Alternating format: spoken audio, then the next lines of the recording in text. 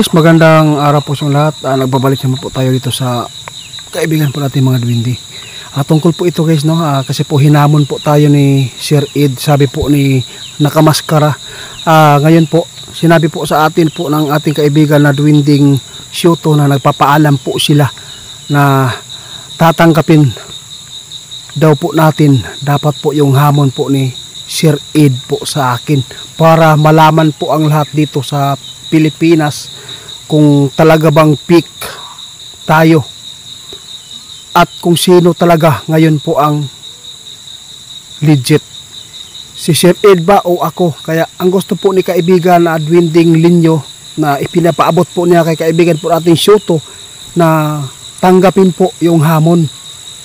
Kaya mapapanood po nyo ngayon guys at mapakinggan kung ano po ang ipapaabot ni kaibigan Dwinding Shoto sa ipinapaabot kay Linyo sa kanya. Kaya kaibigan Shoto, magandang gabi po. Nandito po ako kasi sinabi po ninyo kanina na puntahan kayo dito ngayon kasi sabi po ninyo na dapat po natin ikagalak po yung paghamon po daw ni Sir Ed po sa atin. Sir Ed, kung mapapanood man po ninyo itong video, tinatanggap ko po yung hamon po ninyo ngayon kasi sinabi po ng kaibigan po nating Dwindi, maganda po talaga na ikaw ay makulab natin dito at matanggap po yung hamon. Kasi sabi po ni yung kaibigan po ninyo na nakamaskara na parang babae po yung bunganga, para matapos po ang lahat, tinatanggap po namin na po kayo po ay pupunta po dito sa amin para po ay marinig po ninyo ang boses po ng mga kaibigan kong Dwindi at malaman po ng lahat na maipaabot po ng ating kaibigan na Dwindi dito kung sino po ang legit sa ating dalawa.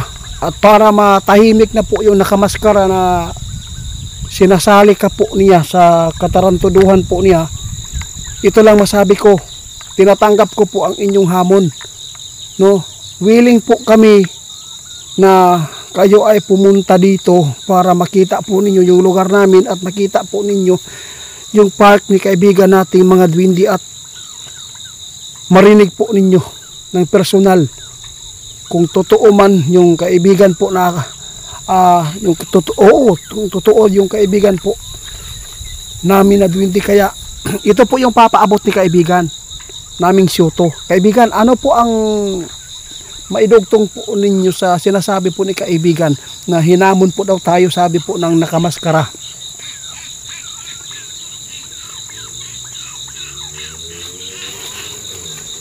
Guys, hindi po dapat tayo magalit, no?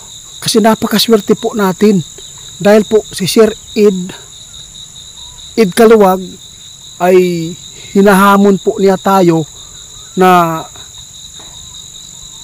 patutuhanan po natin kung totoo po ba talaga yung ating kaibigan na Dwindi. Kaya sir, kung makapanood po kayo nito, kasi sabi po ng nakamaskara, hinahamon po daw ninyo kami kung totoo po ba ang aming Dwindi.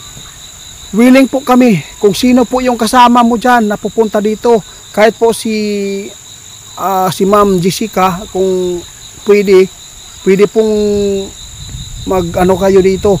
Willing po kami na kausapin po inyong Dwindi dito. No, nagpapasalamat po kami, sabi po ni kaibigan nating Dwindi, kasi po ay dapat po talaga, no, masaya kami na tanggapin po yung hamon. Oo. Ito lang masabi ko, sir, wala po kaming galit, no? Kahit pa naman binababoy po kami sa panghinaway, no? Panglalait po ng kaibigan po ninyo na si Maskara.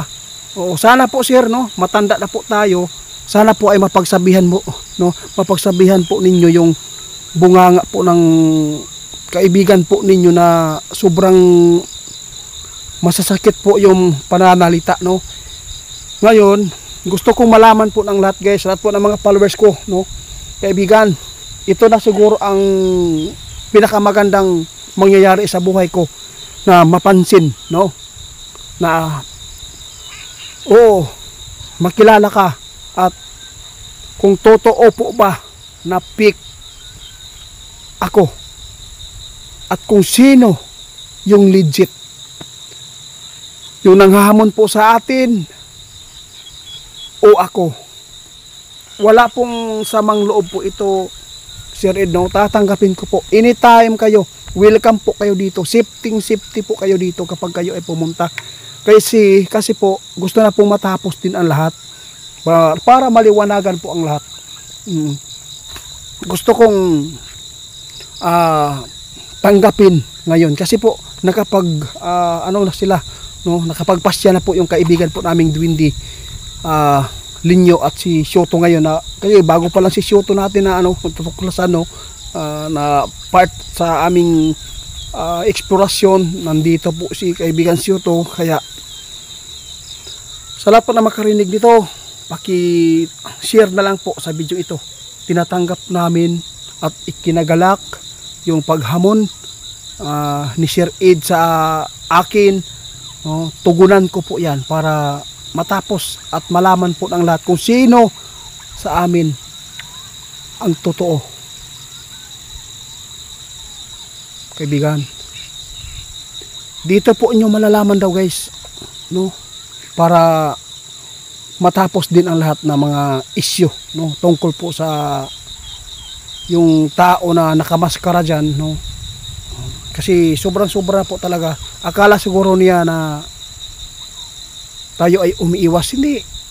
Dapat sana, sabi ni kaibigan, na tanggapin ninyo at ikakagalak. Kasi baka doon mag-umpisa na kayo ay makilala sa buong mundo. Na mayroon kayong kaibigan, mga Dwindi. Maghihintay po kami kung kailan po kayo mag-chat. Ito po, ibibigay po namin yung FB namin, GH88. Ang aming lugar, Cabidjanan, New Correlia, Davao del Norte. Yun po. Kung sino man yung makapunta dito, huwag kayong mag-alala. Meron kaming sasakyan dito. Kami na po bahala magsundo sa inyo sa Davao, ha? Oo, totoo po ito guys, para matapos at malaman po ninyo kung sino talaga yung peak at legit. Kaya kaibigan, ano pong masasabi po ninyo kay sa nagsabi na hinamon po daw tayo ni Sir Ed? Oo. Sana po kung matapos po ang lahat na kami ay magkita dito, sana wala na pong hindi naman yan masasabi natin na basher, kundi nag-react lang.